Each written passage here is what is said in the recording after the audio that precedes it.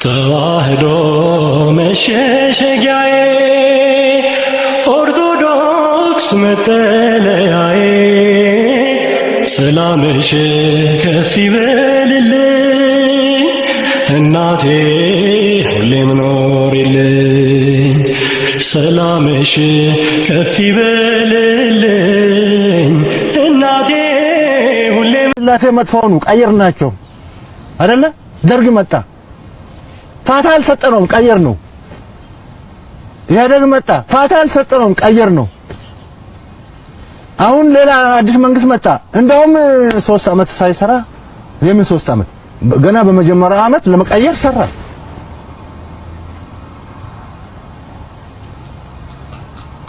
ለመቀየር ሰራን ይሄው አሁንም እንዋጋለን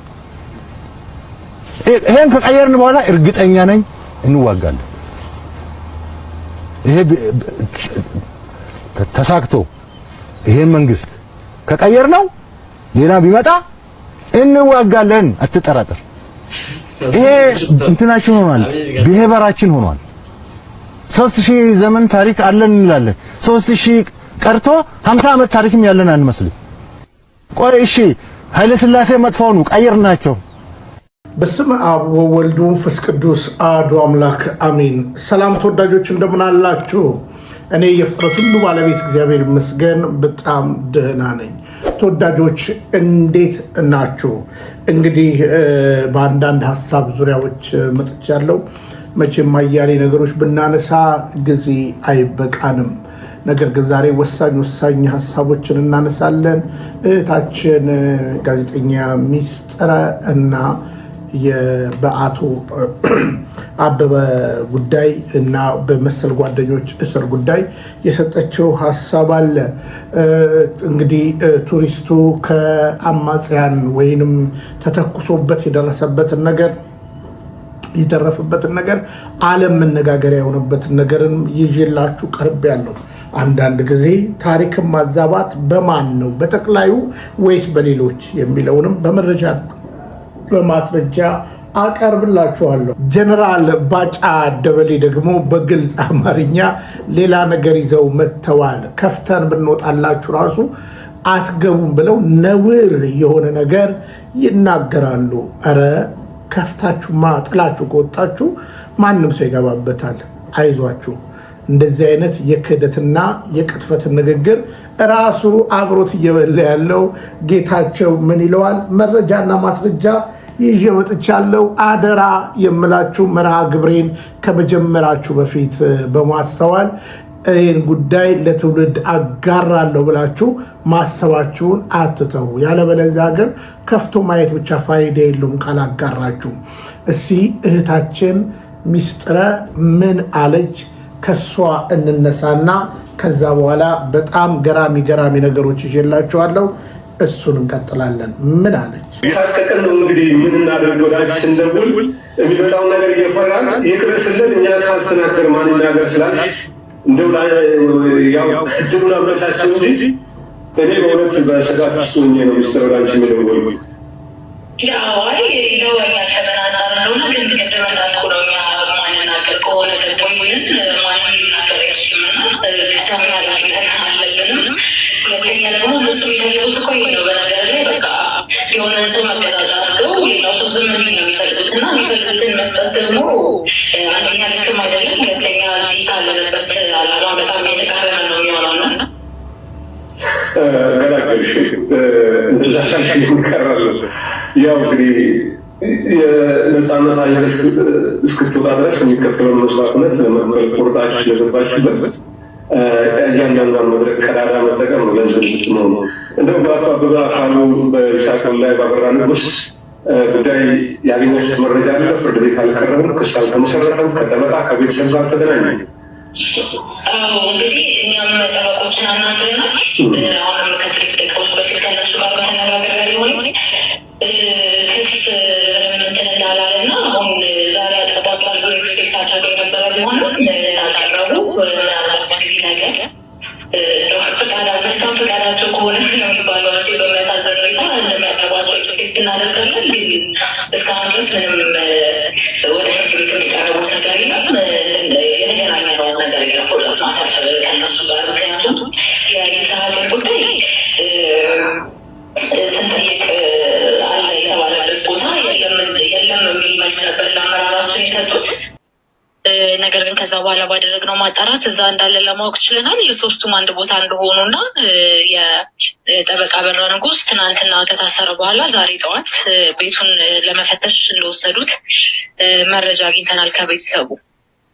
ግን የታሰሩበት የተከሰሱበት ምንም አይነት ምንድነው አመክንዮ የሚለውን ምንድነው ምክንያታችሁ የሚለውን ነገር እስካሁን ድረስ ምንም የሰማነው ነገር የለም። ያው የምንገምታቸው ነገሮች ቢኖሩ መልካም። በቅርቡ በመንግስት በኩል እየተወሰዱ ያሉ እርምጃዎች አሉ። ሀሳብን ከመግለጽ ነጻነት ጋር በተያያዘ እንግዲህ በተገኘው ሚዲያ ላይ ሀሳባቸውን ከሚገልጹት ዋና ዋናዎቹ ሶስቱ ታፍነው ማጎሪያ ገብተዋል።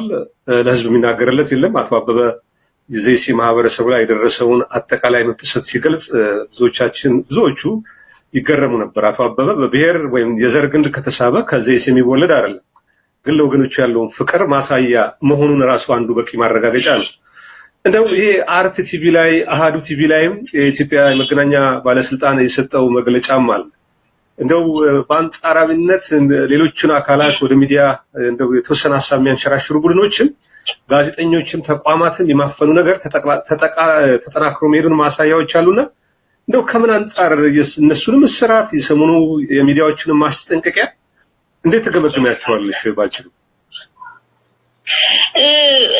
እንደምታውቁ ከዚህ በፊት ይህንን ጉዳይ ከእናንተ ጋር ማውርተንበታል። እኔ ጋዜጠኛ ስለሆንኩ በጣም ኮንሰርን የሚያደርገኝም ጉዳይ ነው። በተለይ የሀሳብ ነጻነት፣ የሚዲያዎች አፈና ምናምን ጉዳይ ማለት ነው። እኛም ከጋዜጠኝነት የወጣንበት ምክንያት የሚዲያ ተቋማችንም የተዘጋበት ምክንያት የሚታወቅ ነው እና አሁን ደግሞ ሄዶ እንደ ባላንሱን ጠብቀው እንደው በጣም ኤክስትሪም ፕሮፌሽናሊዝምን ባይሆን ግን ባላንሱን ጠብቀው ደግሞ የሚሰሩ ሚዲያዎችንም ወደ ማፈን ነው ሄደው። ምክንያቱም እነዛኞቹን ጨረሰ፣ አሁን ደግሞ ወደ እነዚህ ነው የመጣው እና ምናልባት ከጥቂት ጊዜ በኋላ ብቸኛ ሚዲያዎች የሚኖሩት መንግስት የፈቀደላቸው እና ማለትም የራሱን ፕሮፓጋንዳ ብቻ የሚያስተጋቡት ሚዲያዎች ነው የሚሆኑት እና የሀሳብ ነጻነት እኔ በቃ ሞቶ አሁን እየተቀበረ ነው። ኦልሞስት ተቀብሯል ማለት የምንችልበት ደረጃ ላይ ነው የምንኖረው ይገባኛል። አሁን ደግሞ ከፍ ብሎ ደግሞ ከዛ ጥያቄያችን ያሉና አደጋ ላይ ነን የምንልበት ሰዓት ላይ ነው ያለ ነው እና ያን ሁሉ ግን ማስቀረት የሚቻለው በቃ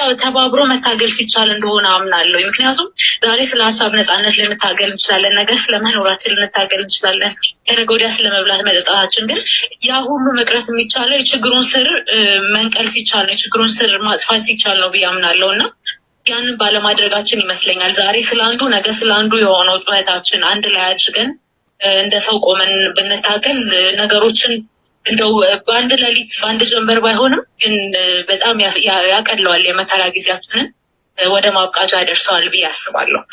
በጣም አመሰግናለሁ። ግን እንዳልከው ነው በቃ አሁን ሞቶ አፈር እያለበስ ነው ያለ ነው። እንደው ጥቂት ላንችል ነበር፣ እሱም የሚያስከፍለውን ዋጋ እያየን ያለ ነው። በቃ ምናልባት ፋውንዴሽን ስለሌለው በትክክል የቆመበት መሰረት ስለሌለ ያስደነብረው ይመስለኛል ስርዓቱን።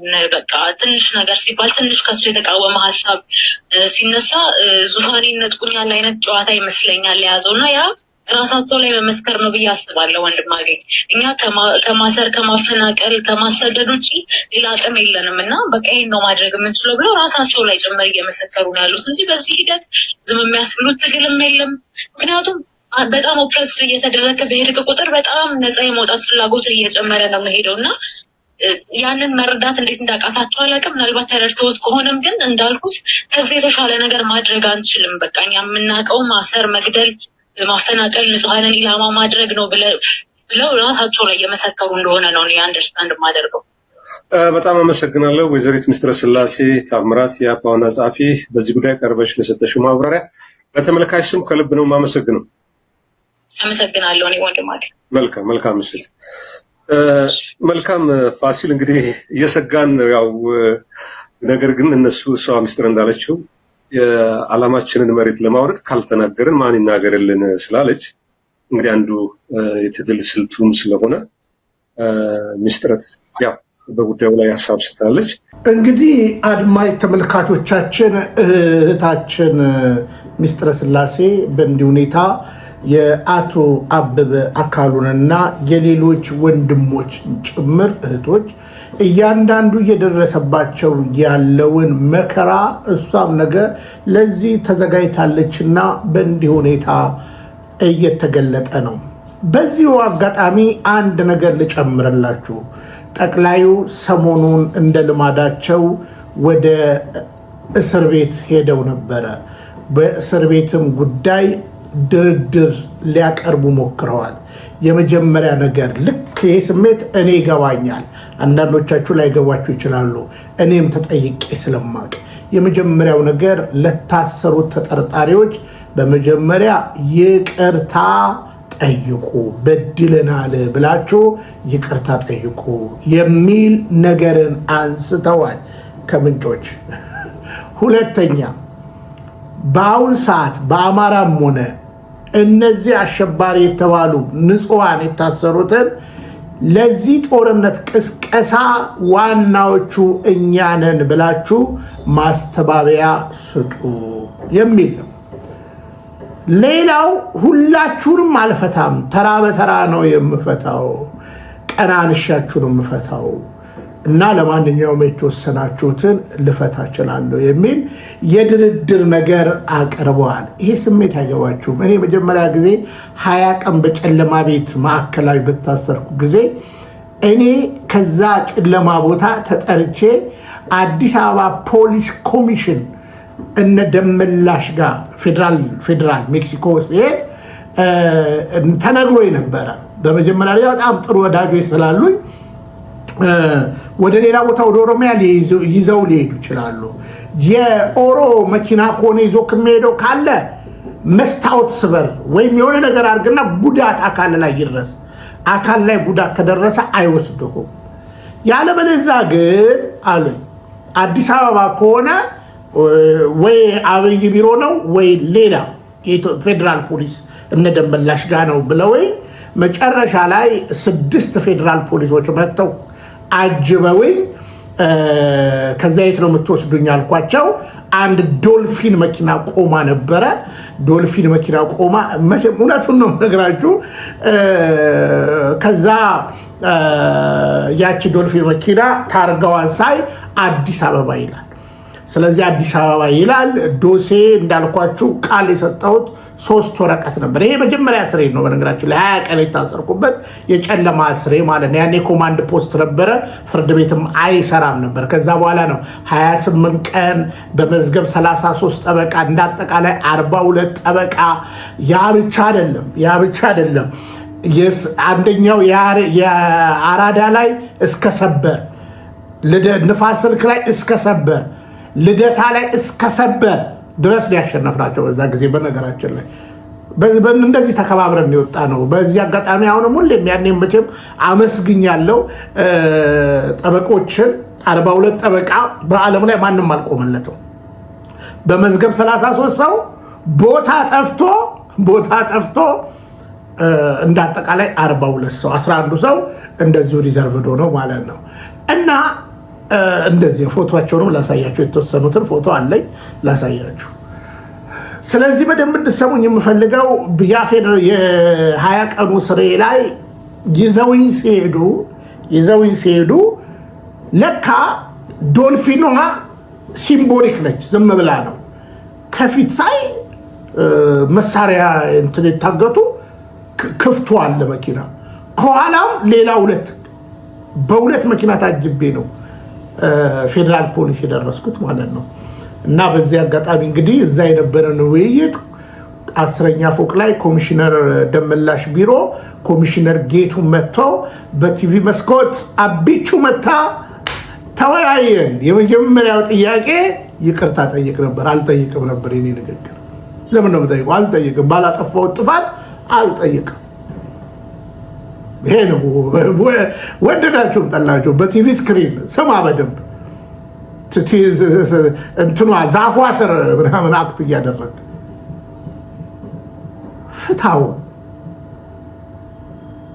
አበበን ፍታው፣ ክርስቲያንን ፍታ፣ ነገ እኮ ትፈታቸዋለህ። ይሄ እኮ ማለት በነገራችን ላይ በዚህ ሀገር አትመራም። ሀሳብ ሰውን ማሰር ትችላለህ። አበበን ብታስረው አያሌ አበቦች ይወጣሉ። በነገራችን ላይ እና ስሜቱ ይገባኛል። እና በእስር ቤት ከዛ ይህም ብቻ እንዳይመስላቸው ከተፈታው በኋላ በዛኑ ቀን ነው አውቶማቲካሊ ይፈታ ተብዬ እንትን የተደረገው። መግለጫ እንድሰጥ በቲቪ ሁሉ ተጠየቅኩኝ። አልሰጥም።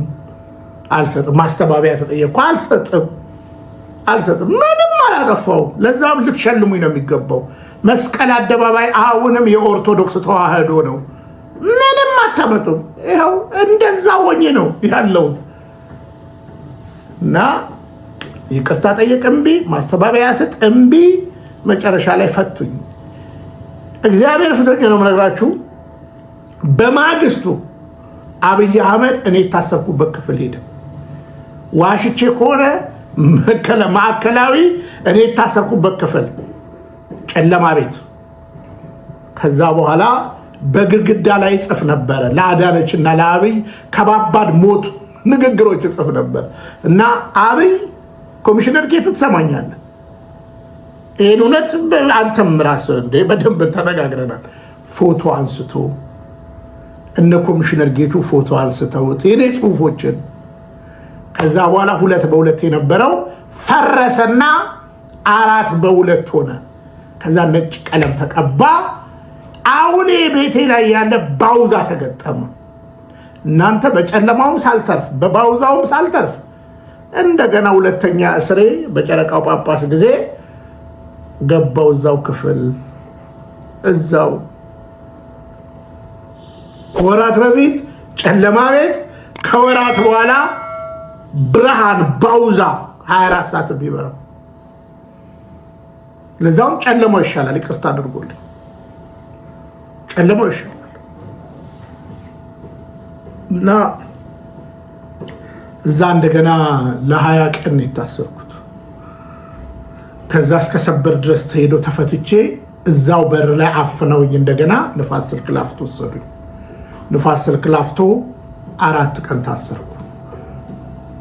እዛም እስከ ሰበር ድረስ አሸንፈን ወደ ልደታ ወሰዱኝ። ልደታም እስከ ሰበር ድረስ አሸንፈን በ28 ወይም በ29ኛ ቀኔ ከእስር ተፈታው። እውነታው ይሄ ነው። የታሰረን ሰዎች ይገባናል። ሌላውን መሰላችሁ በታሳሪ ዙሪያ ደግሞ ያለውን መከራ ብዙዎቻችሁ ላትቀምሱ ትችላላችሁ፣ ላታስቡ ትችላላችሁ። እና ብልጽግና ፈሪ ስለሆነ ነው። በነገራችን ላይ አሁን እነ ክርስቲያን ግርማ እነ ክርስቲያን ታደለ ቢኖሩ የተለያዩ አሁን የታሰሩት እነ ታዬ ደንዳ እነ ጋሽ ታዲዮስ ታንቱ እነ መስከረም ቢኖሩ በብዕራቸው እነ ገነት ቢኖሩ በጋዜጠኝነታቸው እነዛ ጀግኖች ጋዜጠኞች ቢኖሩ አብይ አይኖርም። በነገራችን ላይ እና ይሄ ነው እና ዞሮ ዞሮ እግዚአብሔር ያክብርሽ ሚስጥረ ጥሩ ነገር ነው ያቀረብሽው። እንግዲህ ነገም ደግሞ አንቺ መግባትሽ አይቀርም። እግዚአብሔር ይጠብቅሽ ነው የምንልሽ። ሌላ ምንም ነገር የምንልሽ ነገር የለም።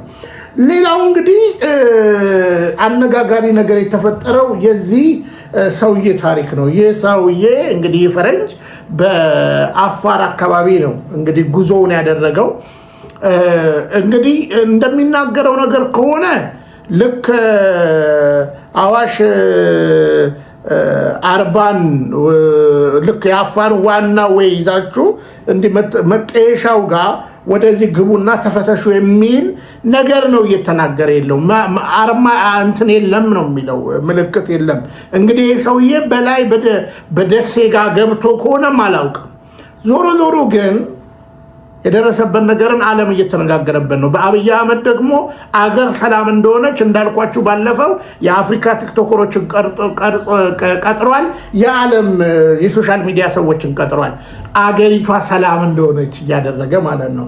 እሺ ፈረንጅ እንስማው። ኢትዮጵያ በፍጹም አልመጣም፣ ኢትዮጵያ ስትመጡ በጥይት ነው የሚቀበሏችሁ እያለ ነው ይህ ቱሪስት። በጣም እኮ የሚገርም ነው። ምን ተፈጠረ መሰላችሁ? እስኪ ልንገራችሁ። ይህ ቪዲዮ ከመቀረጹ ጥቂት ቀናት በፊት በታጠቁ ሰዎች በእግሬ ላይ ተተኩሶብኝ ነበረ። ተገቢውን የሕክምና እርዳታ ለማግኘት ወደ አዲስ አበባ እየተመለስኩኝ ሳለ የአዋሽ ጅቡቲ መገናኛ መንገድ ደረስኩኝ። የግዴታ ወደ ጉምሩክ መዞር ያለበትን መንገድ የሚያሳይ ምልክት አልነበረም። በስህተት የገባሁበት መንገድ መግባት አይቻልም የሚል ምልክት አልነበረም። በደና ከማስቆም ይልቅ የታጠቁ የፌዴራል ፖሊሶች ከቁጥቋጦ ውስጥ ወጥተው በመኪናዬ ላይ ተኩስ ከፈቱ። በዚህ ቪዲዮ ላይ የሚታየው ከተኩሱ በኋላ ለህይወቴ ስል ያደረኩት ማምለጥ ነው። ከቀድሞ ጥቃት በእግሬ ውስጥ የተቀመጠ የኤኬ 47 ጥይትና የተሰበረ እግር እያለኝ የተበላሸችውን መኪናዬን ትቼ በረሃ ውስጥ ሩጬ ህይወቴ ለማዳን ሞከርኩኝ ይላል። ወይ ጉድ! ይህ ነገር እተርፍ እንደሆነ አላውቅም። አሁን የህይወትና የሞት ጉዳይ ሆኗል። በበረሃ ውስጥ ተከታትዬ ተባረርኩ። መኪናዬ በጥይት ተመታለች። እግሬን እያነከስኩኝ እየሸሸው ነው። መኪናዬን ከሩቅ አየኋት። ሰዎች በዙሪያዋ ተሰብስበዋል። ጎማዎቹ በጥይት ተመተዋል ይላል። ከዛም አለ ከያዙኝ በኋላ እየሳቁብኝ በተጎዳው እግሬ በበረሃ ውስጥ እንድሮጥ አስገደዱኝ። መኪናዬ በፖሊስ ቁጥጥር ስር ሳለች ከኋላዋ ያለው ንብረቶች ተወስደዋል። ከዚያም ወደ አንድ ሆቴል ተመልሼ ተወስጄ ለ6 ቀናት በፖሊስ ጥበቃ ስር ቆየው። በቶሎ እንድለቀቅ ጉቦ እንድከፍል ለማስገደድ ይህ እንደተደረገ አምናለሁ። ይህ ተሞክሮዬ ስለ ጉዞ በኢትዮጵያ ያለኝን እይታ ሙሉ በሙሉ ለወጠው ይላል። ይህ ተጓዥ እናንተ እንደዚህ ጋር እኮ የምንሰማው ነገር የምናየው ነገር በጣም እኮ የሚገርም እኮ የሚያሳዝን ነገር እኮ ነው። ለማንኛውም እስኪ እንደዚህ ግን ሐሳባችሁን ስጡበት እስኪ እዚህ ቪዲዮ ላይ በጣም የሚገርም ነው። ለማንኛውም በሉ እንግዲህ ይሄንን ሐሳብ ይህ ሰው ያጋራውን እውነት የዓለም ሚዲያዎች ተቀባብለውታል። ታላላቆች ሚዲያዎቹ ጭምር ትዊተር ላይ ነው የዘገበው። ዓለም ግን ተቀባብሎታል። በደንብ እንድትረዱን የምንፈልገው ይሄ የሌለ ነገር አይደለም፣ ያለ ነገር ነው።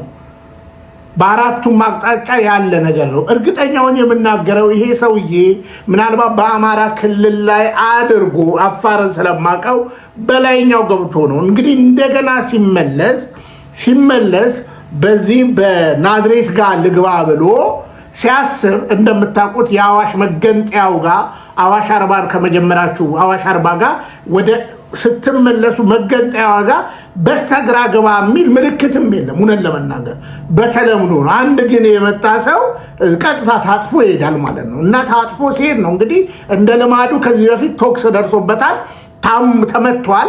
ስለዚህ እንደገና ሲተኮስበት ያንን ቦታ ስላላየ አምልጦ ወጣ።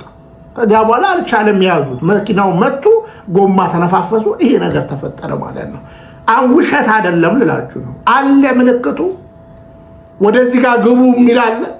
ለምሳሌ በላይ በደሴ ጋር የገባ ሰው ወደ አፋር የሄደ ሰው በላይኛው የገባ ሰው በታይ ሲመጣ ይሄን ምልክት ያገኘዋል? አያገኘው። አንዳንድ ጊዜ እኮ ጸጥ ረጭ ይላል መኪናም ከሌለ። ስለዚህ ያ ነው የተፈጠረው። ግን ደግሞ ስለ ኢትዮጵያ የተለያየ ገጽታ የሚያነሳ የአብይ ደግሞ አለቅላቂ ደግሞ ፈረንጅ ደግሞ አለ። እስኪ ስሙት። Look at this, guys. We found some camels. There's a little lake nearby the road, but otherwise it's a very hostile environment. It is super dry, but there are lots of nomadic people that lives in little tents and they're taking care of their animals. But main businesses here are the animals. Otherwise you cannot do any agriculture here. You cannot grow anything on this land. Look at this, how dry it is. And it's so cool to see all these camels are passing by. They're actually going to the lake. It looks beautiful, and there are maybe like 300-400 more camels in front of us, and this is the little tents where the people are living. እንግዲህ እኛው ደግሞ የኢትዮጵያን ገጽታ ይለፋል። አንዴ ትግራይ ይሄዳል፣ አንዴ አማራ ክልል ይሄዳል። ህፃናት ያው እኛም ህፃን ሆነን ዝዋይ ሐይቅ ፈረንጆች ሲመጡ መኒ ብለን መኒ የሚሉ ልጆችን እያነሳ ድህነታችንን ሌቦች ናቸው እያለ የተለያየ ቪዲዮ የአብይን እኔም ገብቼ ጎብኝቼዋለሁ። አንዳንድ አስመሳይ ነገሮች በነገራችን ላይ አገር እኮ የሚያስፈልጋት ዳቦና ሰላም ነው የሚያስፈልጋት እና የቴክኖሎጂ ምጥቀታችን ኢኮኖሚው ካላረጋጋ ሰላም ካላመጣለን ዳቦ ካላበላን ምን ይሰራልናል? ብራዘር ምን ይሰራልናል? መጥቀን ከሆነ ማለት ነው። መጥቀን ከሆነ ምን ይሰራልናል? እና እንደዚህ አይነት ደግሞ አስመሳይ ቱሪስት አለ ማለት ነው። እና ይሄ ደህና ሰው ቢያገኝ ሰውዬ ያባረዋል፣ እንዳትቀርጽ ይለዋል ማለት ነው። እና ገጽታችንን ደግሞ በሌላ አንገል እንትን የሚያደርጋለ። እንግዲህ ቀጣይ የማያይዝላችሁ ነገር ትንሽ ያው በማስተዋል እንድትአዩ ትፈልጋለሁ። እነዚህ ጎረቤቴ ነው ያሉት። እኔ በእውነት ለመናገር ትልቅ ክብር አለኝ ለጎረቤቴ ለጀነራል ባጫ ደበሌ እና በጣም ትልቅ ክብር አለኝ። ግን በዚህ ያክል ግን አሁን እርሶ ምንም አይደሉም፣ አምባሳደር ኖት። በዚህ ያክል ግን አሁን ወጥተው ሊያወሩ የሚያስችሉት ምን ቁመና ኖሮት ነው? እና ጋሽ ባጫ እኔ እውነቴን ነው የምነግሮት። አሁን ምንድነው አሁን እርሶ ወጥተው ኢንተርቪው የሚሰጡበት? አምባሳደር እንደነበሩ አውቃለሁ። ስለዚህ ምን ሆነው ነው አሁን በጦርነቱ ስንት ነገር ሲሉ ከርመው መጨረሻ ላይ እዛው ጦርነቱ ጋር ተሸነፍን፣ ተቀጠቀጥን፣ ተዋረድን የለንም ብለው መጨረሻ ከአብይ ጋርም ስላልተስማሙ በቃ በል አልተሳካልም። ድሮም ዘፋኝ ነበር፣ ተወዛዋዥና ዘፋኝ ነበር፣ ወደ አምባሳደርነት ግባ። ይሄ አምባሳደርነት ጥያቄ በነገራችን ላይ ለብዙ ፕሮቴስታንት ፓስተሮችም እድል ተሰጥቷቸዋል እና እኔ ክፋት ታናውሪ። ለማንኛውም ባጫ ምን ብለዋል? ከዛ በኋላ የአብይ የሚጻረሩ ንግግሮችንና አንዳንድ ነገሮችን ይዤላችሁ ጨርሳለሁ። እባካችሁ ለትውልድ አደርሱልኝ መልእክቴን። ቁም ነገር ያለው ነውና ለታሪክ ይቀመጥ። ነገም እኛ እንደ ጋሽ አበበ እንደነ ክርስቲያን እንደገና ለአራተኛ ወይም ወደማይቀረው ደግሞ ልንገባ እንችላለን። አሁንም በነገራችን ላይ እስር ቤት ያለ ነው። ቀጥይ። እኔ ግልጽ የሆነ ነገር ልንገርህ። 4 ኪሎ ሰው የለም ቢባል አንዳቸውም 4 ኪሎ መጥቶ አይዙ። ፋኖ ይሁን ኦላ አይመጡም፣ በጭራሽ ምንሆናል? አይመጡም። ካፓሲቲም የላቸውም። መጥቶም የሚያደርጉት ነገር የለም። ምን ያደርጋል? እስኪ ማን ነው የሚመጣው? ዘመነ ካሴ ነው የሚመጣው? ማን ነው መጥቶ 4 ኪሎ ገብቶ ኑ 4 ኪሎ ክፍት ነው ብትላቸው አይመጡም። ስለዚህ ይሄ ይቅር። በቃ ገንዘብ ከፈለጉ ከመንግስት ጋር ተደራድረው ይስጣቸው። መንግስት ገንዘብ ከሆነ የሚፈልጉት፣ አለበለዚያ የህዝብ ጥያቄ መመለስ ከሆነ ይሄው ህዝቡ ተውኝ አለ እኮ በምርጫው። ይተውት፣ ሰላም እናምጣ። ሰላም ካልመጣ አሁን መጨረሻው መጨራረስ ካልሆነ በስተቀር ውጤቱ አሸናፊ ተሸናፊ የሚባል ነገር የለውም። እንግዲህ ያው ቢቢሲ የአማርኛው ፕሮግራም ነው ኢንተርቪው ያደረገላቸው። እኔ እንግዲህ ብዙ ሚዲያዎችን በእንትን ነው ማያቸው፣ በጥያቄ ምልክት ነው ማያቸው እውነት ለመናገር ማለት ነው። እና አሁን እኚህ ሰው እንግዲህ የኬንያ አምባሳደር ናቸው። ምን ሊሰሩ ነው አሁን ኢንተርቪው ያደረጉት?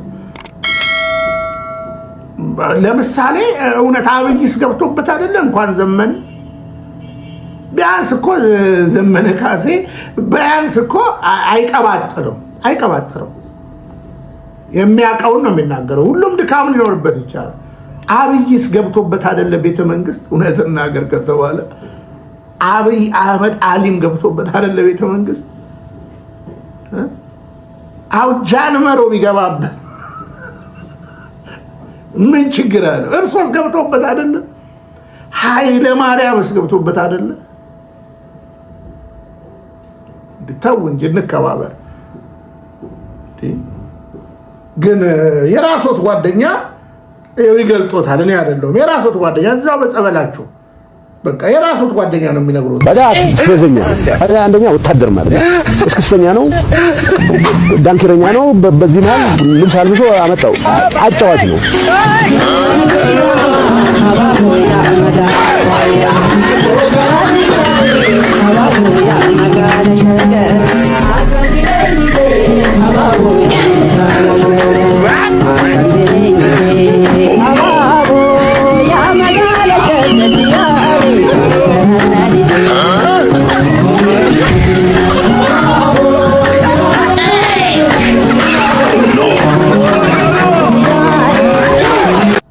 የለውም። በቃ ይሄ ዓለም የያዘው ሚዲያ ነው እና የገዛ ጓደኞት ነው ለብሶ ነው የመጣው እንጂ እሱ እስክስታ ተወዛዋዥ ነው ብሎ እንትኖትን ያወጣው ነው አይደለም። ራሱ እንትን የትግል ጓዶ ነው እስኪ አንድ ደግሞ ልድገማችሁ።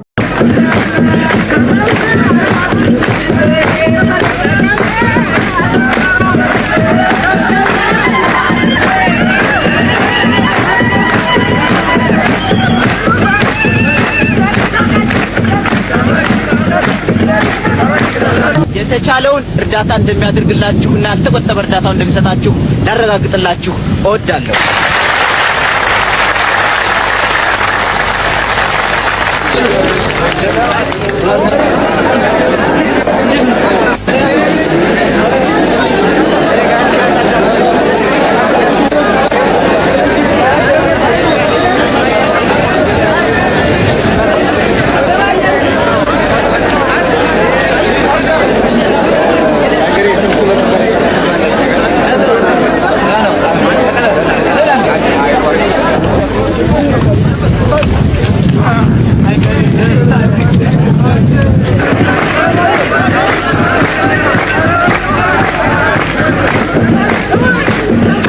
ዛሬ እዚህ ከፊታችሁ ቆመን የምታዩን የኢትዮጵያ ጭቁን ብሔሮችና ብሔረሰቦች ባህል ክፍል በመባል የምንጠራው በዚሁ በኤርትራ ሜዳ በህዝባዊ ግንባር ሓርነት ኤርትራ ስር ሆነን የኢትዮጵያን ቅኝ አገዛዝ ቀንጥሮ ለመጣል በሚደረገው ትግል ውስጥ ለሚማረኩ ኢትዮጵያውያን ወንድሞቻችን ወዳጅ ጠላታቸውን ለይተው እንዲያውቁ ጥሩ ዜጋ እንዲወጣቸው በማለት በባህል መስክ ኪነት በማዘጋጀት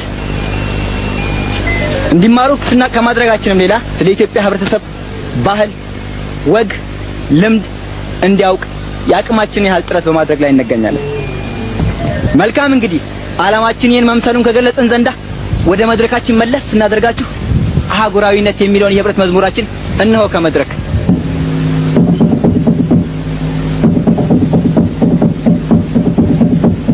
ለማንኛውም ጥሩ ነው። ኪነት ጥበብ ኃይል አለው። ረድቷቸዋል። እኔ በነገራችን በዚህ ታሪክ ዙሪያ የቅርብ የኔ ሰው ሁሉ በጣም የቅርባችሁ አለቃችሁ ነበር ሰማው እና ለማንኛውም እነ ጋሽ ባጫ እነ ጋሽ ብርሃኑ ጁላ እነ ጋሽ አባዱላ ምናምን ሲረጋ በሉ ማለት ይህን ታላቅ ህዝብ ይህን የተከበረ ህዝብ የኦሮሞ ህዝብን ምን እንዳደረጋችሁት እናንተ ታውቃላችሁ። ለማንኛውም ምን እንዳደረጋችሁ ትንሽ ልስማ። ኦሮሞ በታሪኩ ያየው የመጨረሻው አስፈሪ ጭራቅ አብይ አህመድ የሚባል ጭራቅ፣ ህልሙን ወደ ቅዠት የቀየረበት ጭራቅ አብይ አህመድ የሚባል 4 ኪሎ ያለ ጭራቅ፣ ህልሙን በተለይ የኦሮሞ ወጣት ህልሙን ወደ ቅዠት የቀየረበት አብይ አህመድ፣ ህይወቱን ወደ ሲኦል የቀየረበት አብይ አህመድ፣ ሰው ሕያው ሰው እንዲቃጠል በእሳት ሲቃጠል ያየነው በአብይ አህመድ ዘመን። ኦሮሞ በታሪኩ ያየው የመጨረሻው አስፈሪ ጭራቅ አብይ አህመድ የሚባል ጭራቅ፣ ህልሙን ወደ ቅዠት የቀየረበት ጭራቅ አብይ አህመድ የሚባል 4 ኪሎ ያለ ጭራቅ፣ ህልሙን በተለይ የኦሮሞ ወጣት ህልሙን ወደ ቅዠት የቀየረበት አብይ አህመድ፣ ህይወቱን ወደ ሲኦል የቀየረበት አብይ አህመድ፣ ሰው ሕያው ሰው እንዲቃጠል በእሳት ሲቃጠል ያየነው በአብይ አህመድ ዘመን። እንግዲህ ይህን ታላቅ ህዝብ ይህን ታላቅ የኦሮሞ ህዝብን በእንዲህ ሁኔታ አዋርዶታል።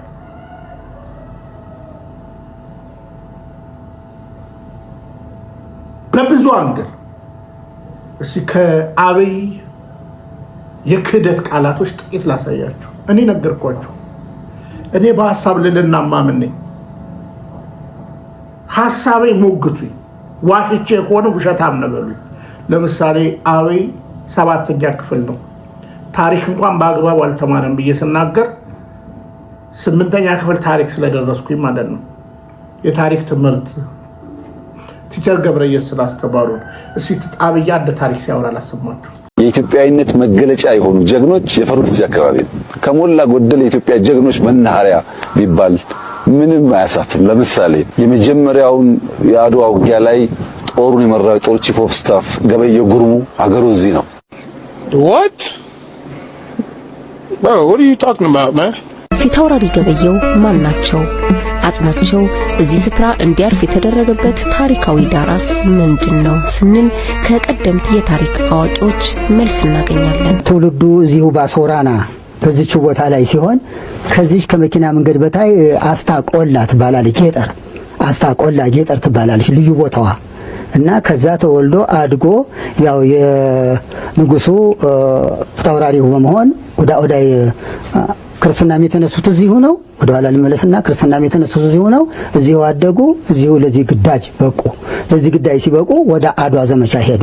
ፊታውራሪ ከህልፈታቸው በኋላ በተቀበሩ በ7 ዓመታቸው አጽማቸው ከአድዋ ተራሮች መንደር ወጥቶ እዚህ ስፍራ እንዲያርፍ የተደረገው በህይወት እያሉ የአድዋ ውጊያ ውስጥ ሊገቡ ጥቂት ሲቀራቸው ባስተላለፉት መልእክት መሰረት ነው። ቃል ሄዳን ተቀባቡ። ሲገቡ ምንድነው ያሉት? ጌታዬ ሆይ ስሸሽ በጀርባዬ ከተመታሁኝ ግን ወደ ትውልድ ቦታ አስከሬኔን እንዳትወስድ፣ ግን በፊት ለፊት እየተዋጋሁ ያለ ግንባሬ ከተመታ ግን ያው ቃል በሰጠኝ መሰረት በቃሉ መሰረት ወደ ትውልድ አገሬ እንድታስገባ ብሎ ይህንን በዚህ ቃል ለቃል ተነጋገሩ። ጀግናው ያው ተመታ። በትክክለኛው ነገር ከአድዋ አንስተው አምባላጌ ጊዮርጊስ አምጥተው አስቀምጠው ከከተማው ወዲህ ነች አምባላጌ ጊዮርጊስ ጋር አሰር ላይ እዛ አስቀምጠው 7 ዓመት ሲሞላው ወደዚህ ወደ ትውልድ ቦታው እንዲመጣ ሆኗል።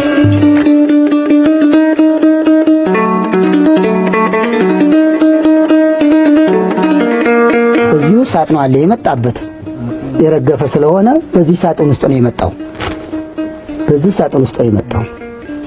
ያው በተነጋገሩት መሰረት በ1971 ዓመተ ምህረት እንዲመጣ ተደርጓል። እዚህ ቦታ ላይ አጥማቸው ፊታውራሪ ገበየሁ ከአጼ ምኒልክ ጋር ያቀራረባቸው ነገር ምንድነው?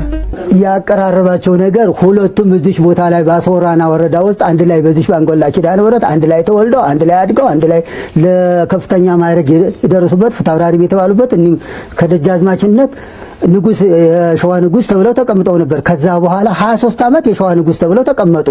24 ዓመት ደግሞ በዛው ደገስተዋል። የዓለም መንግስት አወቀላቸው ማለት ነው። በፊት ግን ከዘመነ መሳፍንት ውስጥ 23 ዓመት ነው የቆዩት። ከዘመነ መሳፍንት በኋላ ግን ቴዎድሮስ ካስተካከለው በኋላ እሳቸው ደግሞ 24 ዓመት ነው የገዙት። ከታሪክ አንጻር ስንመለከተው በጣም ተዋጊና በጣም ፎካሪ በጣም ጀግና የነበሩ አባት ናቸው እና በጣም ወደ ውጊያው እንኳን ሲገቡ ጎራዴያቸው መዘው እየሸለሉ ነው የገቡት ነው የሚባለው። እኔ በቦቱ ቦታ ላይ ባልኖርም እየሸለሉ ጎራዴያቸው መዘው ወደዛው ወደሚወጋቸው ጠላት እየተገሰገሱ ነበር ይሄድ ግንባር ለግንባር ለመጋፈጥና በጎራዴ አንገቱን ለመቁረጥ ነበር የሄዱት ነው የሚባለው። እሱ ቢሞት አይደለ እንዴ እንደገና ባልቻ የተተካው? ጎራዴው መዞ ገሰገሰ ሄደ እኮ ተብሎ የተፈከረለት ነው። እንደውም ይባላል ገበየሁ ሲሞት ተተካ ባልቻ መድፍ አገላባጭ ብቻ ለብቻ። እንግዲህ እውነታው ይሄ ነው። እውነታው ይሄ ሆኖ ሳለ እርሱ ግን በማያውቀው ታሪክ ይለጥፍላችኋል። እንዲህ ነው ብሎ ከእኔ በላይ ላሳረ በአዋቂነት ብሎ ራሱን ያዋርዳል። ይሄ ብቻ አይደለም። እስቲ ልድገም። 27 ዓመት ብዙ ቆሻሻ ነገር የተሰራበት ዘመን ነው። መሪ ድርጅታችን ኢህአዴግ ልማታዊ ዲሞክራሲያዊ መስመሩን አጥብቆ በመያዝ ሀገራችንን ከ2 አስርት ዓመታት በላይ ባስተዳደረበት ወቅት በሁሉም መስክ መሰረታዊ ለውጥ ያመጣ ህገ መንግስታዊና ፌዴራላዊ ስርዓት ገንብቷል ያለው። እንደምታዩ ይሄ በኢትዮጵያ ታሪክ ውስጥ ታሪክ ነው። ጠቅላይ ሚኒስትር አስቀምጦ እየተነሱ መጠየቅ የለም። ብዙም መድረኩን ንግግር ጊዜ በመውሰድ ላጣብበው አልፈልግም። እናንተን አስተያየትና ጥያቄ ለመስማት ነው በዋናነት የምፈልገው። ኢህአዴግ በዘመኑ ሰው ፊት ቀርቦ ጥያቄ ተቀብሎ ያውቃል። በተረፈ አስተያየታችሁን ለመስማት ጥያቄዎቻችሁን ደግሞ የቻልኩትን ያህል ለመመለስ ዝግጁ መሆኔን ገልጬ መድረኩን ለጥያቄና አስተያየት እናደርገዋለን። እንግዲህ ምንድነው መሰላችሁ እኔ እኮ እንግዲህ በነበርኩበት ዘመን እኔ ያው ንፋስ ስልክ ላፍቶ ነው አይደል የኖርኩት በስብሰባ አይደል እንደ ኢህአዴግ ሲያደርቀን የነበረው ነገራችን ላይ የጠቅላይ ሚኒስትር መለስ ዜናዊ ከወጣቶች ጋር በሚሊኒየም አዳራሽ ከምሁራኖች ጋር ያደረጓቸው ውይይቶች እኮ በጣም እንትን ናቸው እንዳልኳችሁ ነው እኔ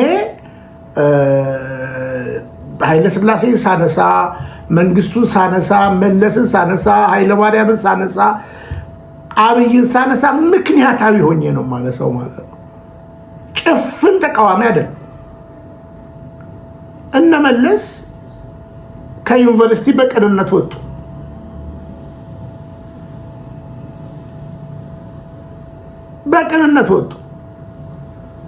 ከዛ በኋላ ደርግን ለመጣል አደረጉ ከዛ ብሔረሰብ የሚል ውቅር በጫካ ውል ስለነበረባቸው ይጠቅማል ብለው ሞከሩት ገነጣጠሉት አጨፋጨፉ ይሄው ላንመለስበት ይሄው እንጓጥናለን ይሄን ጉዳይ እንደ አንድ የነበርን ህዝቦች እንደ ክብር 86 ብሔረሰቦች በቋንቋ እንዲህ ያህል ብዛት አለን ብለን ከዛ ጥሩ እኮ ነበር ግን ውስጡ ባልተሰላሰለ ባልተገመደ የፓርቲ ውቅር ተቀመጠና ያ ህብረ ብሔራዊ ውቅራችንና ውበታችን በነገራችን ላይ በመንግስቱ ኃይለማርያም ጊዜ እኮ መስከረም 2 ላይ እኮ ይታይ ነበር ብዙ ቲያትሮች እኮ ይታዩ ነበር ኢሰፓኮ ኢሰማ እንደተረሳችሁ እንደ ልጆኝ እኮ አውቃለሁ እንደ ትምህርት ቤት ሁሉ ጻፉ ተብለን 6ኛ ክፍል አይረሳይም ጽንጽፍ ነበር አይኦማ ምናምን የሚባሉ ማለት ነው አያሌ ነበሩ እና ያ ህብረ ብሔራዊ ውቅር እንትኑስ ረሳውና የዘረኝነት ነቀርሳ ተፋብንና በዘረኝነት ነቀርሳ የናለዙ ግለሰቦች ወጡ ያችሁ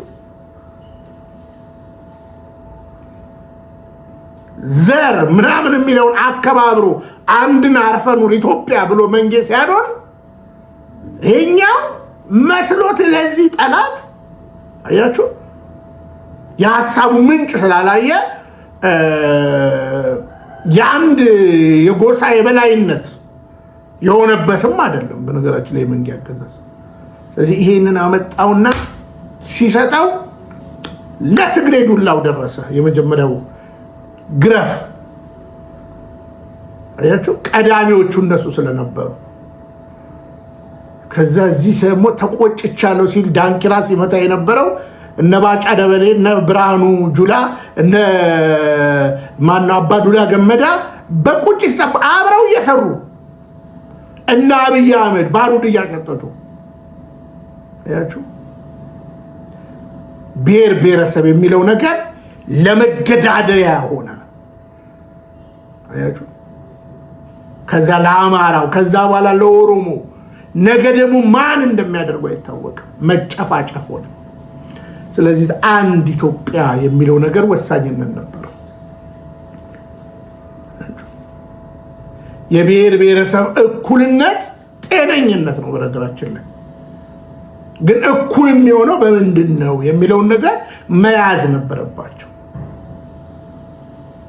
ከዛ አንተ ጎድቷል ይሄ ጎድቷል ምናምን ተባለ በቀልተኛ ጋር ደረሰ እነ ሌሎች ያላደረጉትን አንዳንዶቹ ለምሳሌ ኃይለ ማርያም ኦኬ ደቡብ ክልልን ወክሎ ነው የቀረበው የሪቬንጅ ነገር አልታየበትም አያችሁ የነበረው የታሪክ ውቅር ላይ ሐሰታዊ ትርክትን ይሞሉ የነበሩ ያንዳንድ የኦሮሚያ ሊቃን ወንተና ባዮች አዋቂነን ባዮች ተምረናን ባዮች በጥላቻ ቀንበር ኦሮሞን በሰላም ከኖረው ህዝብ ጋር ለማባላት ተነሱ። እነሱ እና አብይ ወለዱ እንጂ የኦሮሞ ህዝብ ጨዋ ነው፣ ንጹህ ነው። ልንገራችሁ 5% አይሞላም አማጽያ ነው። አሁን እንደ ቫይረስ ከእንግዲህ አብይ ቢወርድም ሊበቀሉን ይችላሉ የሚል ሐሰታዊ ትር ተስገብግቦባቸው እንጂ የኦሮሞ ህዝብ ጨዋ ህዝብ ነው። ለይተ ነገረኝ ካልክ ታሪክም ደግሞ አብይ አያውቅም። ትንሽ እናንሳ። ደርግን መጀመሪያ የጣለው ደርግ ነው። ደርግ ገዳይ ባይሆን፣ ደርግ ጨፍጫፊ ባይሆን ማንም ሊጥለው አይችልም። ቃል ስትሉ ነው የሰማሁት። አብይ ወድቋል፣ ሽኝቱ ነው፣ ቀብሩ ነው የቀረው። አብይ ወደቀው ወደ ንጹህ አማራ የተኮሰ ቀን። አብይ አህመድ የወደቀው አጨብጭበን ረጃጅም ሰንደቅ ዓላማዎች ዘርግተን በለውጥ ተስፋ ውስጥ ነን በደስታ የደገፈውን የአማራን ህዝብ የካደ ቀን። አብይ የወደቀው ሀገር የገነባውን የአማራ ህዝብ ጠመንጃ አልባ አርጌ ጉልበት አልባ አርጌ ትጥቅ አስወርጄ ቀበቶን ፈትቼ ባሪያ አረጋለሁ ብሎ ያሰበቀው የወደቀው አብይ የወደቀው መላው ኢትዮጵያን በጦርነት አዙሪት ውስጥ ለማስገባት የወሰነ ቀን። አብይ የወደቀው በህግ ሳይሆን በፖሊሲ ሳይሆን በአዋጅ ሳይሆን በመመሪያ ሳይሆን በእሱ ደመነፍስ ሀገር እመራለሁ ብሎ የወሰነ ቀን። አብይ አህመድ የወደቀው የኢትዮጵያን ብሔራዊ ጥቅም እንዲያስከብር የተደራጀውን መለዮ ለባሽ የሀገሪቱን መከላከያ ሰራዊት የራሱን ህዝብ እንዲወጋ ስምሪት የሰጠ ቀን። አብይ አህመድ የወደቀው ድሮኖችን ተውሶ በኢትዮጵያውያን ላይ የተኮሰ ቀን። አብይ የወደቀው መናንያንን፣ ገዳማውያንን፣ አርሶ አደሮችን፣ እናቶችን በእርሻ ማሳቸው፣ በገዳማት፣ በአብያተ ክርስቲያናት፣ በገበያ፣ በተለያየ ቦታ በመደበኛ እንቅስቃሴያቸው ላይ እያሉ በድሮን እንዲመቱ ትዕዛዝ የሰጠ ቀን። አንድ መንግስት በመንግስትነት ሊቆም የሚችለው በማህበረሰቡ ልቦና ውስጥ መንግስት አለኝ፣ ህግ አለ፣ ስርዓት አለ ተብሎ ሲታሰብ። እንደዛ የሚያስበው የለም ዛሬ አብይ አህመድ። እውነታው ይሄ ነው። ምንም ድብቅ የሌለው እውነታው ይሄ ነው። አብይ አህመድ ከህዝብ ልብ ውስጥ ወጥቷል። ልግባ ብሎ አሁን ሁሉንም ቻናል እኔ ልሰደረበት ብሎ ተሰድሮ ይታያል። ገብታችሁ ብታዩት እንደኛ እንደ ትንንሽ ሚዲያ ሰዎች እንኳን ህዝቡ አያዩም። ያ ሚዲያ ያፈርነው እሱ ላይ ነው። ለማንኛውም እጨምርላችሁ ባህር ነጋሽ ቡልቹሱን ዶሪ ደማ ኦሮሞር ኤርትራ ኬሰት መጋሊ ጉዶ tokko maqaan ishee Baarentuu jedhamti. Waa'ee Booranaaf Baarentuu maal beekuuf maqaa moggaasanii mootiin Bahar Nagaash bulchisuun Doorii jedhama Oromoodha. Eertiraa keessatti magaalli guddoo tokko maqaan ishee Baarentuu jedhamti. Waa'ee Booranaaf Baarentuu maal beekuuf maqaa moggaasanii ትላንትና ይሄን ሐሳብ ጫፉን አንስቼላችኋለሁ። ኬንያ ኬኛ፣ ኤርትራ የኛ ናት፣ የመንም ተሻግሮ የኛ ነው የሚል የስካር የቅዠት አስተሳሰብ የቅዠት በቃ እኮ አለፈ። ከደቡብ ግብጽ ጀምሮ ኢትዮጵያ ነበረ የሚለው ነገር አለፈ። ባለ ላይ ተከባበረ ስራ ብራዘር የውስጡን ገነጣጥለው እንደገና ኤርትራ ምናምን የመን ምናምን ኬንያ ምናምን በጣም እኮ ከባድ ነው። ኧረ ያለን ይበቃናል። ትላንት ነገር ያለው እኛ ወደብ ሳይሆን ወገን ነው የሚያስፈልገን። ወደቡንማ ልትሰጣጡ እኮ ሁሉ ፎቶ ሁሉ ምናምን ተደርጓል እኮ። አብቹ ተረሳክቺ ቪዲዮ ቀን ትዛለች እኮ አልዋሽም።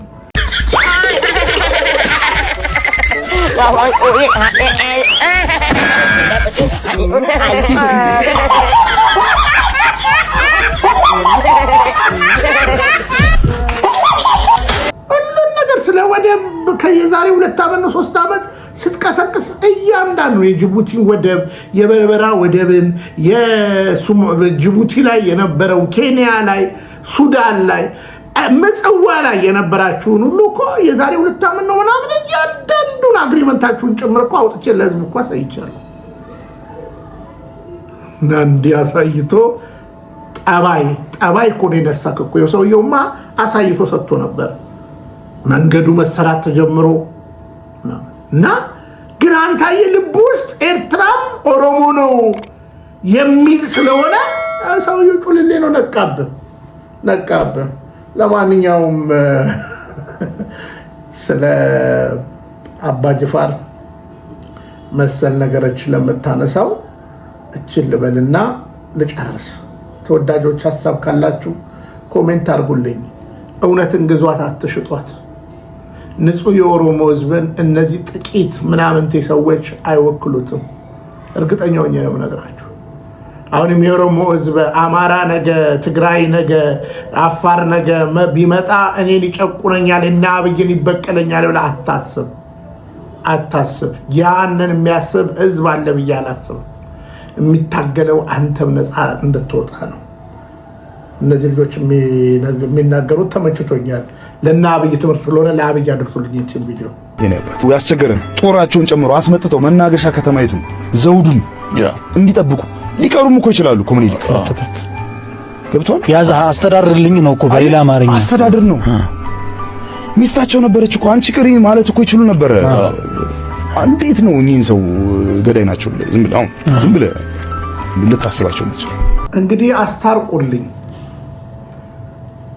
የታሪክ አዋቂ እነ ታዬ ቦጋለ ቡግ ብለው እንደፈለጉ ሲያወሩ ብዙ ወጣቶች እየተነሱ ብዙ ነገር እያሉ አባጅፋርን ገዳይ ናቸው ያለው ማን ነው? አጼ ምኒልክን ጡት ቆራጭ ናቸው ያለው ማን ነው? ነገ አብይም የትግራይ ጦርነት ላይ አልነበረም ልትሉ ነው። የአማራ ጦርነት ላይ አብይ እኮ የለበትም ልትሉ እንዳይሆን እዳዳለሁ። ትውልድ ግን አስተውል መልእክቴ ነው። ከጦርነት የሚገኝ ምንም ነገር የለም። ለማስታወሻነት ይህ ሰው በዛ ጊዜ እንዲጮህ ነበር። አሁን ግን ተደላድሎ እየኖረ ነው ተርፎ። ግን በዚህ ልጨርስ። ይህ ሰው እንዲህ ብሎ ነበረ። አሁን ተደላድሎ ሌሎች ልጆቹም ወልዷል የሚወሬም ሰምቻለሁ። ግን የቆየ ቪዲዮም ቢሆን ለታሪካችን ይጠቅማልና የጦርነት አስከፊነትን ይሄው ላሳያችሁ። እውነታው አሁንም ይሄ ነው። በነገራችን ላይ የፌዴራሉ ኃይል አማራ ክልል ላይ 3 ዓመት ሙሉ አይችልም። በነገራችን ላይ አይችልም። ለዛውም ባንዳዎች፣ አማራ ነን ባዮች፣ ገዳዮች በበዙበት እንጂ አማራ ይሄ ባንዳው ገብቶት እንደ አንድ ቢቆም፣ ለኦሮሚያውም እንደ አንድ ቢቆም፣ ልክ የአፋሩም ላይ እንደ አንድ ቢቆም አብይን ለመጣል እርግጠኛውን የምነግራችሁ ምንም ጊዜ አይፈጅም። ለመሰላችሁ እንደ አብይ ፈሪ የለም። ባይደውይ ይሄን ትዝታ አሰምቻችሁ ልጨርስ። አካባቢ እባክህ ልቀቆይ፣ ካልቻልክ አታስጨርሰን ወይ ራስ መጠጥ ዋጋ። በቃ ራስ መጠጥ ዋጋ እኛ እንትሆን በቃ። እናቴ ላክሹ ልጅሽን እንዳትጠብቂ። ማንም የቀረ የለም፣ ሁሉም አልቋል። ቀባሪ የለው ሬሶ አብጦ ሁሉም አልቋል። የአብይን ወታደር ገብታችሁ እውነተኛ ሚዲያ ካለ ኢሳት ወያኔ ድምጽ እያልክ ስትጎለጉል እስቲ አሁን የአብይን ጉዳው በደቡብ ወሎ መተናዘግብ። እውነተኛ ሚዲያ ካለ ደቡብ ወሎ ላይ ተራራ ላይ ሬዛ ቁጠር፣ የህፃናት ሬዛ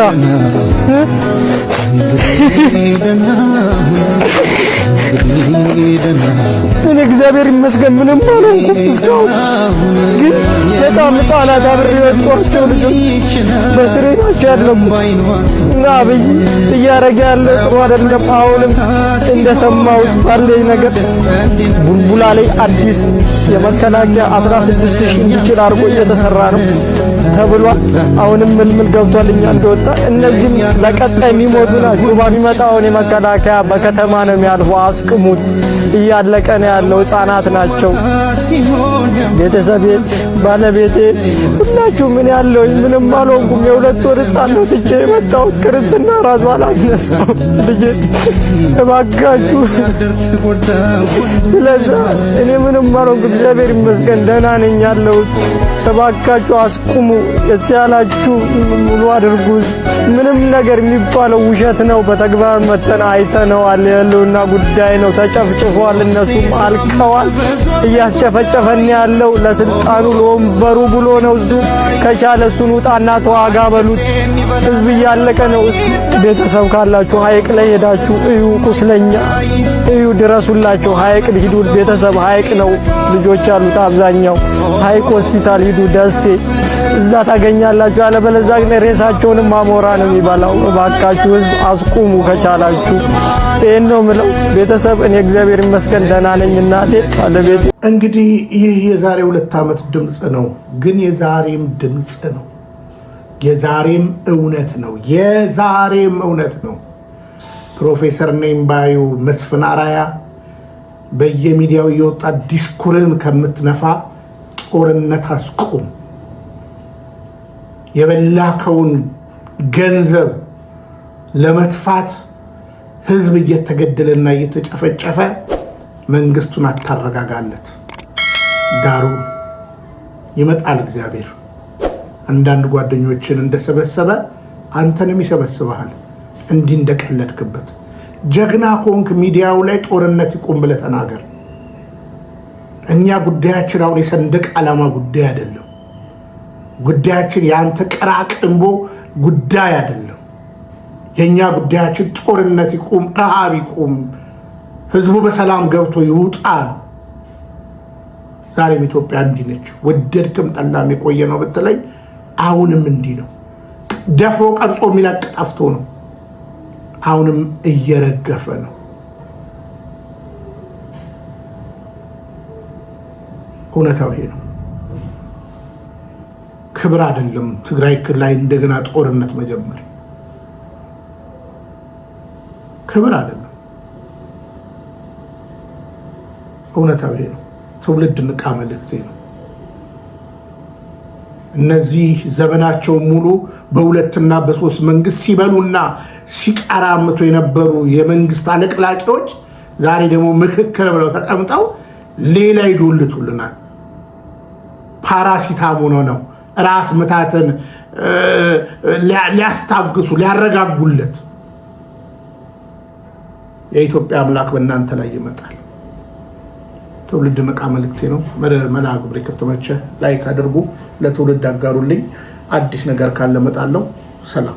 ተዋህዶ መሸሸጊያዬ፣ ኦርቶዶክስ መጠለያዬ፣ ሰላምሽ ከፍ ይበልልኝ እናቴ ሁሌም ኖሪልኝ። ሰላምሽ ከፍ ይበልልኝ